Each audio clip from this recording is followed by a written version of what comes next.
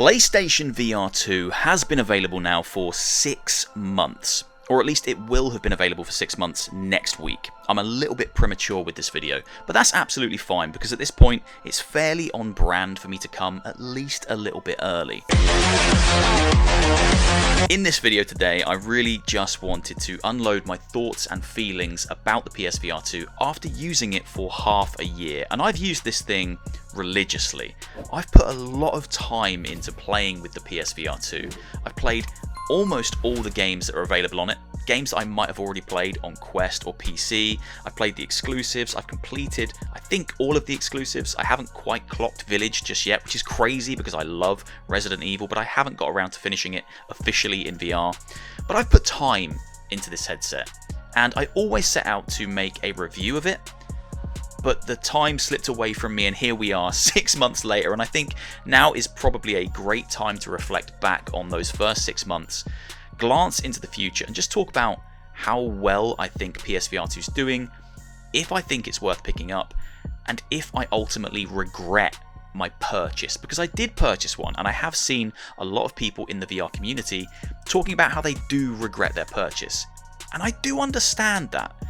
I might not necessarily feel the same way, spoiler alert, but I do understand why some people in the VR community would regret their PSVR2 purchase, and I will talk about why I think that is in this video. Now, this isn't going to be a Digital Foundry style breakdown. I'm not going to go into all the specs and the tech and compare it to other VR headsets. That content is out there. This is just going to be a gut feeling. I've used this thing for 6 months. This is how I feel about PSVR2, and this is kind of what I'd like to see them do to improve as we go into the future, because I think there's a ton of things they could do to improve heading into the future.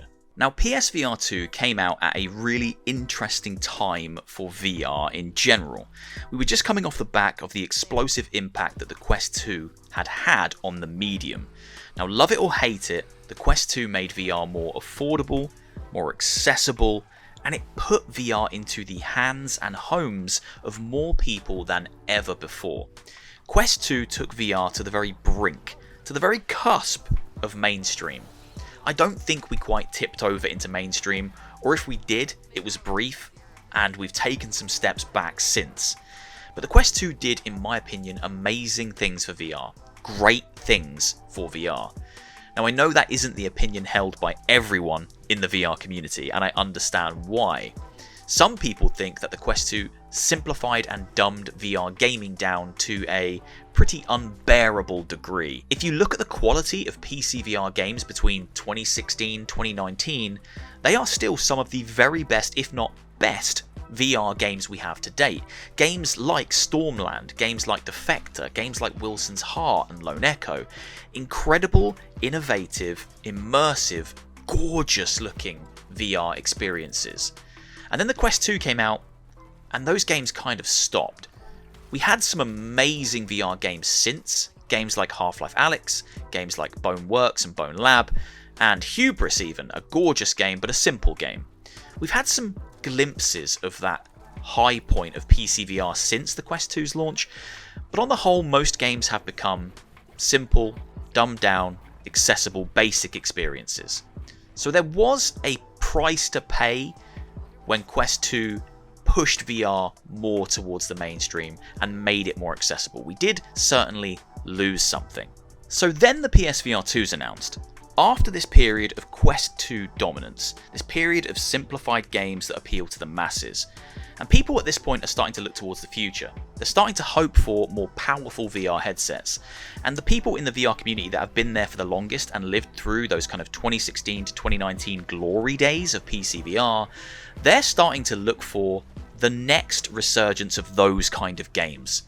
Gorgeous, immersive, daring VR experiences that really utilize everything that makes the medium so exciting.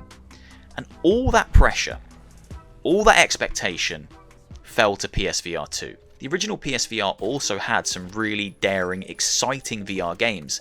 Even though it was held back by those horrible Move controllers, games like Farpoint, games like Firewall, they really pushed what VR could be, and they built exceptional communities off the back of that.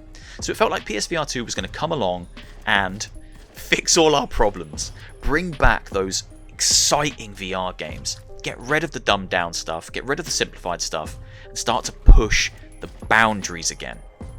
But that isn't what's happened, I don't think, within the first 6 months at least, and I'm starting to doubt whether that's actually what Sony are aiming to do.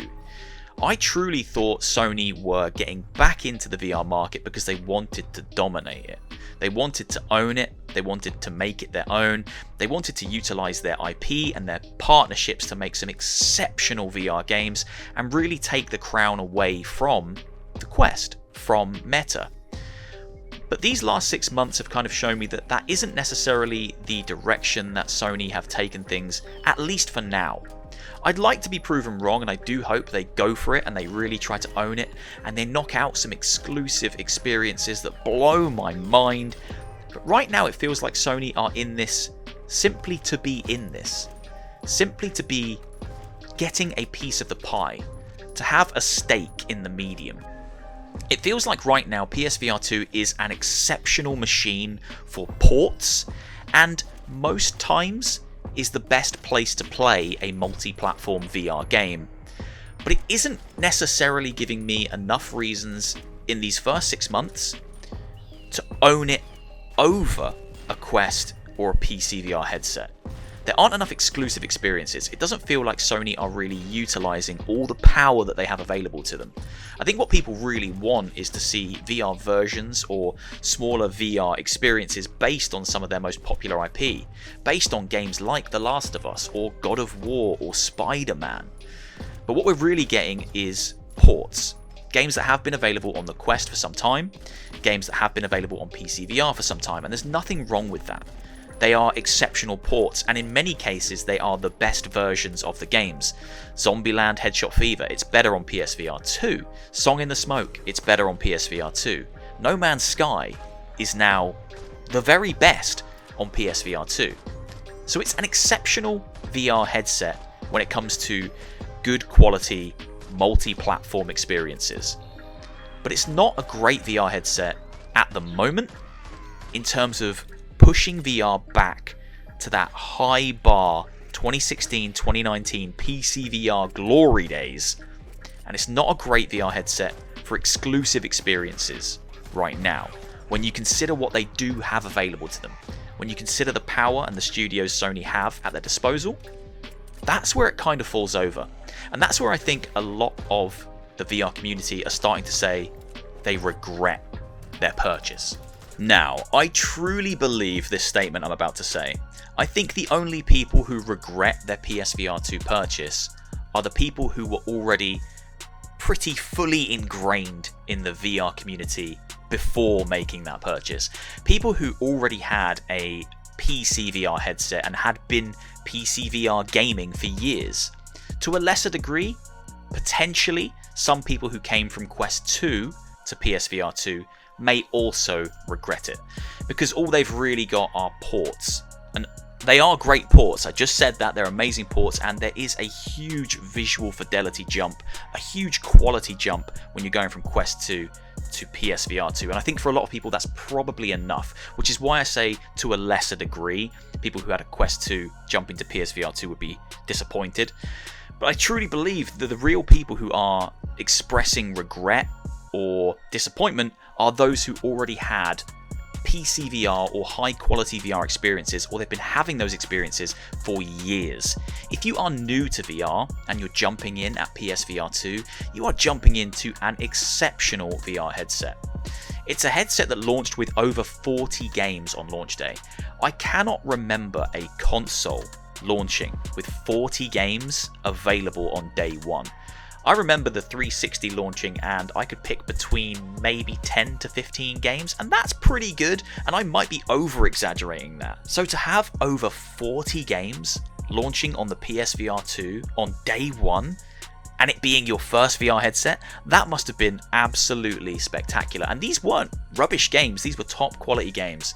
This was Gran Turismo, this was Horizon, this was Resident Evil, and a plethora of some of the very best multi-platform VR games out there. Games like Pistol Whip, which are just infinitely replayable and showcase exactly why VR is so good. So 40 games on launch day, And at this point right now, 6 months later, there are over 160 games available and announced. So that's a combined total of games that are out there right now to buy and that we know are coming soon. So within 6 months, that's actually pretty amazing. So why do so many people feel underwhelmed? Why have there been articles saying that PSVR2 has no games? It's fundamentally not true. That is wrong, it's false, it's a lie. PSVR2 has a ton of games and even more on the way. What PSVR2 is lacking is exclusive new experiences we haven't played anywhere else. We have played Pistol Whip, we have played Beat Saber, we have played Job Simulator. We've played these games that have been ported over to PSVR2. So I go back to my original point. I think the people who are disappointed in their PSVR2 purchase, the people who regret that purchase perhaps, are people who have already been ingrained in this VR community and ecosystem for years, and they've played these games. And they came here wanting new games, wanting new experiences, wanting to see what Sony could do if they really tried to make the best VR headset possible with the best games possible. And I don't think in the first 6 months we've seen that. I think we've seen glimpses of greatness, but nothing that truly feels like they're really trying to capitalize on this market.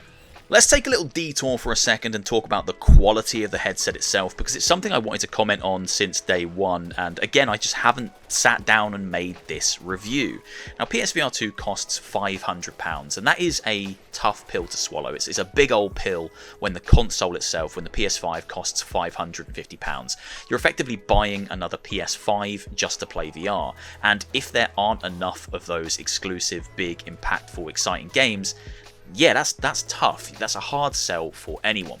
But if you do fork out for it, if you spend the £500, what's the hardware actually like in terms of build quality and comfort? Well, I think it's a really comfortable VR headset. It's probably the most comfortable VR headset I own after the Quest 2 with all of the crazy adjustments and Frankenstein modding I've done to my Quest 2. My Quest 2 is far from a stock Quest 2. It's covered in third-party accessories, and it's by far the most comfortable VR headset I own. But the PSVR 2 with no stock adjustments, with no changes, comes in pretty close second place. Now, I know some people have put a top strap on it to really kind of stabilize it and make it feel even more comfortable. I haven't even done that. This thing is exceptionally lightweight, and I can play games on this thing for hours. I have found myself getting lost in games, VR games, for longer than I have in years on PSVR 2, purely because it's comfortable. The only thing that pulls me out is when the PSVR 2 controllers die and they inevitably need to go back on charge. But games like No Man's Sky, it's holding me in there for hours. And even games like Gran Turismo 7 or Firewall Ultra, I jump in thinking I'll have a couple of games, a couple of races, and then I come out 2, 3, 4 hours later completely bewildered, not knowing where I am, because this thing is comfortable and it is exceptionally lightweight. You don't really feel it on your head, it doesn't start to weigh your neck down. I love the way it feels to wear. It doesn't feel uncomfortable. However, it does leave the indentations on your face. You do get VR red lines, which I haven't seen with the VR headset for a while. My Quest 2 no longer does that because of all the third-party accessories. And I will say the build quality of the PSVR 2 is very plasticky. For a £500 piece of hardware, it feels more like a toy than any VR headset I've used in the last couple of years. It just feels exceptionally plastic. And whenever I get someone else over to the house and I let them play with it and try it, I explain to them how to put it on, and they always grab the wrong bit, and I think this is it. It's going to break in half any second now, because it just creaks and bends in such a way that doesn't feel robust. It doesn't feel like a premium £500 piece of hardware. It never has.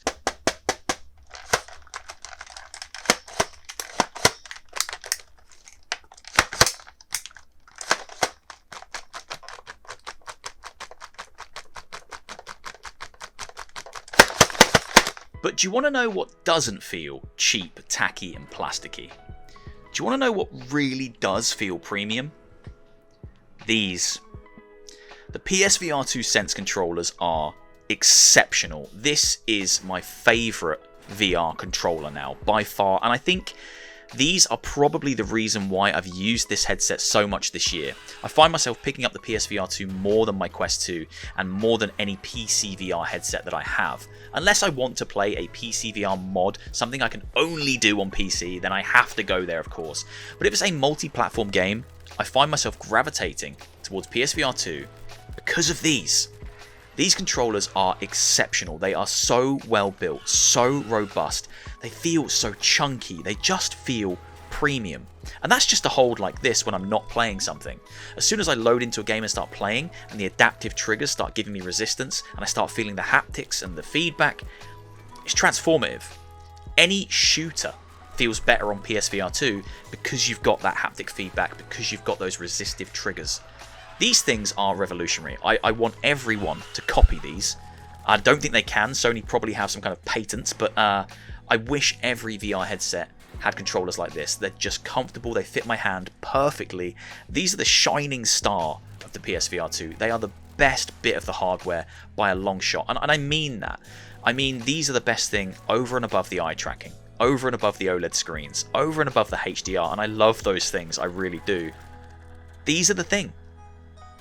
These are the winner. This is the secret sauce of the PSVR2. I truly believe it. I love them. So the hardware is a tale of two halves. The headset itself feels plasticky, feels cheap, looks like a toy, looks a bit bulky, but it is lightweight and it is comfortable to use. And when you look at all the tech in there when you're actually using it, it's stunning. It's a top quality VR headset in terms of its tech. But it's the controllers that are the real premium star of the show. These things are fantastic, and that's a similar concept to the PS5 in itself. The DualSense is an amazing controller, and again, those haptic triggers, those resistive adaptive triggers, they really do sell an experience. When you can feel the trigger kind of resisting you just before you click it in Pavlov, it's amazing. It's unlike anything else, and it's changed those games for me. I can only play those games now on PSVR2 because they're better there because of these. This next point has been bothering me since launch day. But PSVR2 has no onboarding process at all, whatsoever. There's no program that you load into when first setting up the PSVR2 that shows you all the features of the headset. Really shows it off, shows you the eye tracking, shows you those OLED screens, shows you the brightness, the HDR, shows you how to use the sense controllers with the triggers, with the adaptive triggers. There's nothing. You put the headset on, you set your play space, you set up the eye tracking by looking at some lights that appear around you, and then you see your flat floating PS5 menu, and you pick the game that you want to jump into and you start playing. I think whether you're a first-time VR user or a VR veteran, it's always nice to have an onboarding process to any new piece of VR hardware. I think we had first steps, was it on Oculus or on Quest, where you had the little robot and it taught you to interact in a virtual world and grab things with your hands and look around, and that was really nice, especially for first-time users. And Sony have so many IPs at their fingertips that they could have utilized to make a really exciting, impactful onboarding experience, but they chose not to. And that says a lot to me about the care that they put into launching this VR platform. I said earlier in this video that at the start, when I was really hyped for PSVR2, it was because I thought Sony were going to come in and dominate the market, capture it and take it from the current market leaders who are Meta, and make it their own and really do something special with it.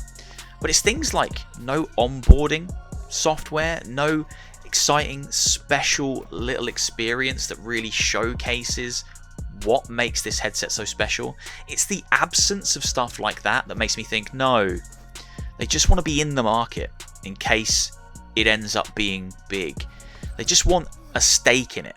They want to get some of that VR money because that VR money has been good. It's been good going for Meta. Some of these games have been making big money on these stores, and I think that Sony just want to be part of that, but don't necessarily want to push it too far. I remember Mike from VR Oasis talking about this imaginary onboarding process that he wanted, where you open your eyes for the first time in the headset and Kratos is standing there, and you're Atreus, I guess, and he hands you an axe or hands you a bow and talks you through doing things like throwing the axe, and it would show you the features of the headset. You could use eye tracking to look at certain things in the environment that he tells you to look at. Maybe you're going for a hunt.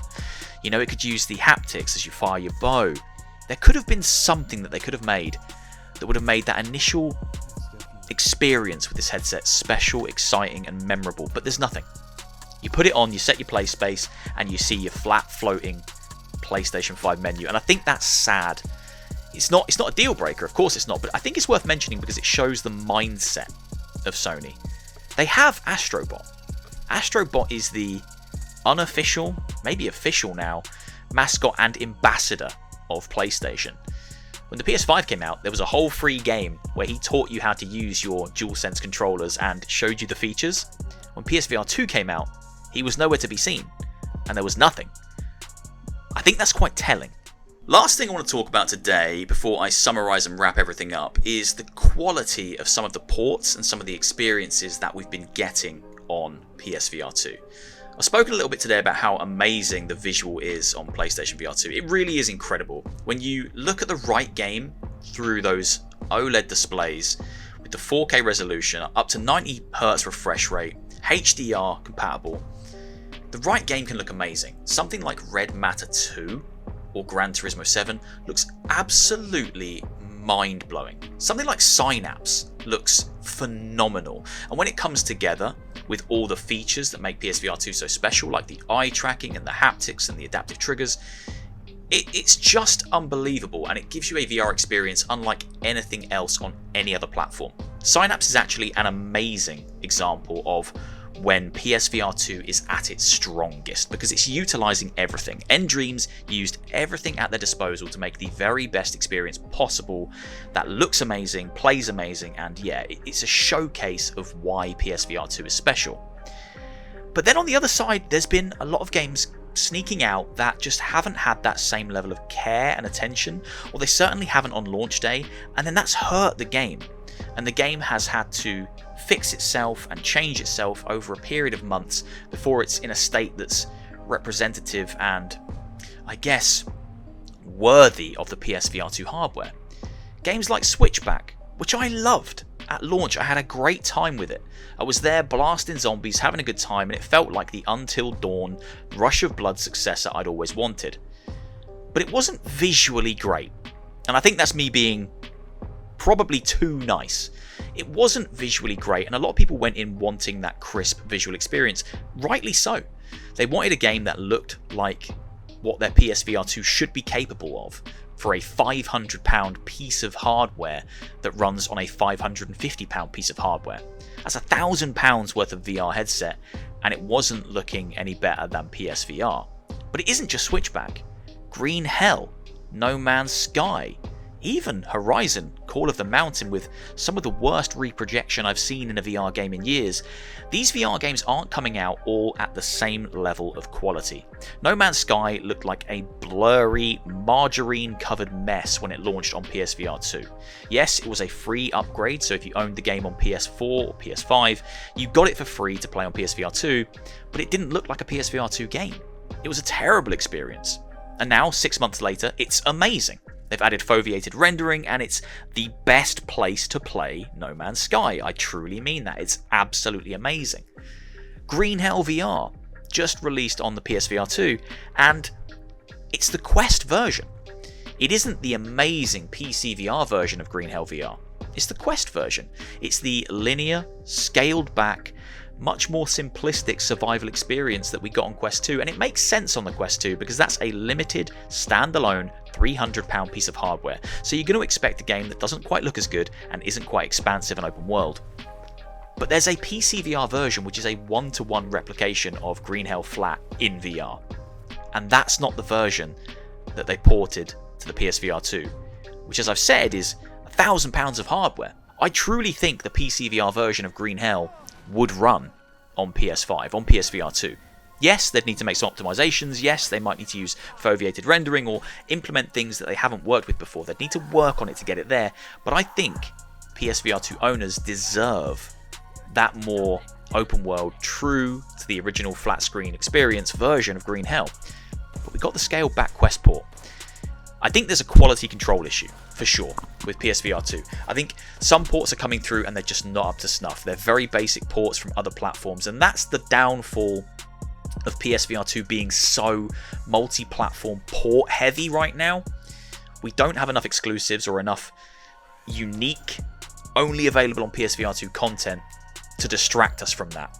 We're having to rely on ports. Ports are what we're getting week in, week out. And when they're not quite up to snuff, that's problematic. But it's not even just the ports. As I say, Horizon suffered from some exceptionally bad reprojection issues at launch, and I think it probably still does now.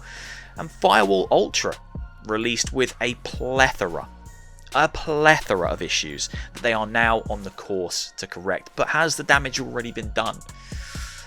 It's been rough. We've had some amazing experiences on PSVR2, but we've also had a lot of games that have launched and just not met the expectation of those initial consumers. And that's going to hurt. That's going to hurt people.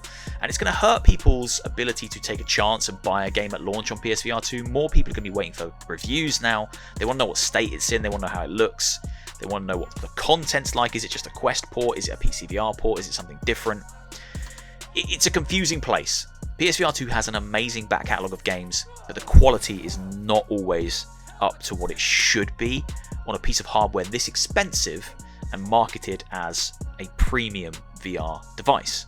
So 6 months later, do I regret my PSVR2 purchase? No, I don't. Not personally. Because I do believe Sony will put out some amazing experiences for this in time. I think we're going to get some truly special PSVR2 games, and we've had some truly special PSVR2 games. Gran Turismo, Synapse, No Man's Sky, Resident Evil Village, Light Brigade, they're all absolutely amazing on PlayStation VR 2. And there are others. Before Your Eyes, the game where you blink and time slips away and it moves forward into an absolutely amazing eye-tracked VR experience that you couldn't have anywhere else. PSVR 2 is the best place to play that game. It is a great piece of hardware, but I think Sony aren't focused on making this the very best VR hardware on the market. They're not focused on making this the dominant VR platform. It feels like they just want a stake in it. They want a stake in VR just in case VR does explode into the mainstream. They don't want to miss out on that slice of the pie. They don't want to miss out on that money. I'd love to be proven wrong. I want to see them utilize some of their IP. Games like God of War, games like Last of Us, games like Spider-Man. And then really push some of their partners to make sure that games are launching on their platform with VR support. I think World Rally Championship, or it's certainly a rally game, is coming out with PC VR support soon, but not PSVR2 support. And the game is coming to PlayStation 5, so there should be an exertion of pressure from Sony to make their partners, or to push their partners to put VR support into the games that are coming to their platform, if they're the type of games that are going to get that support on other platforms. I'm not disappointed in my decision to buy a PSVR 2, but I do understand why people are. It hasn't lived up to the hype. Things rarely ever do, and the hype for us was built around coming off the back of a dumbed down period of time where the Quest had simplified VR, and we've all been longing for a return to form, for a return to those glory days of 2016 through 2019 where PC VR gaming was pushing the boundaries and doing some exciting things. PSVR 2 has not brought us back to those glory days. Certainly hasn't yet. It has the ability to do so, and games like Synapse really showcase that, because Synapse is probably the most exciting use of VR tech I've played this year. It isn't necessarily the best story-driven experience. I think it falls flat in that regard, but in terms of giving us a VR game that feels amazing to play, Synapse paired with PSVR 2's tech is exceptional, and I hope we see more of that, and I'm sure we will. But right now, 6 months in, I'm kind of in the middle. I've been happy with a lot of what I've played, but I've also been disappointed with a lot of what I've played. And I think some people, if they came in from an existing place in the VR community, whether that's PC VR or Quest, I can understand why they would be disappointed. I hope Sony turn it around. Ultimately, there are a lot of great games on the horizon, and even more we probably don't know about. Games like Arizona Sunshine 2, Seventh Guest, Hellsweeper, Resident Evil 4 Remake in VR. There's some incredible things coming, and I'm confident Sony will get it right, but I do doubt their intention to dominate the VR space. I am starting to think they just want to be in it for the sake of being in it. I don't think they're here to really make an impact. And I do think that means we won't see those top tier, amazing Glory Days VR games that we did on PC back in 2016 through 2019. But I'd love to be proven wrong. PSVR 2, 6 months later. let's check it out in another 6 months. I'll come back 12 months on and we'll talk about it again. But for now, I am enjoying it, but I do fully understand why some people might regret their decision and be disappointed with the output on Sony's newest foray into VR. Hope you've enjoyed, everyone. If you have, please leave a like, leave a comment, hit subscribe, all that good stuff. And I'll see you soon for another one. Peace out.